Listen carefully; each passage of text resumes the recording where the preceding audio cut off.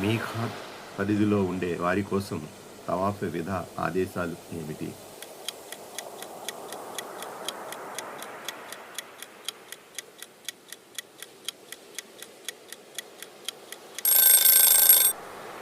తవాఫ్ విధా చేయడం అభిలషణీయం.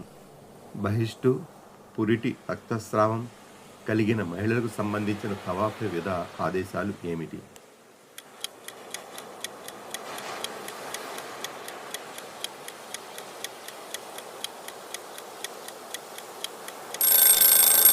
వెసులుబాటు ఉంది. ప్రవక్త సల్లల్లాహు అలైహి వసల్లం తవాఫ్ విధా పూర్తి చేసుకుని ఫజర్ నమాజు ఎక్కడ చేశారు?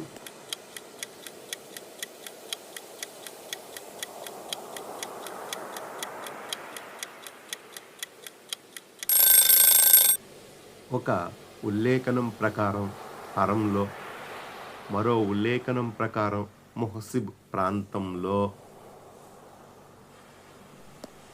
తవాఫ్ విధా పూర్తి చేసుకుని హాజీలు ప్రవక్త సల్లల్లాహు అలైహి వసల్లంతో పాటు మక్కా నుండి మదీనా వెళ్ళడానికి ఎప్పుడు బయలుదేరారు?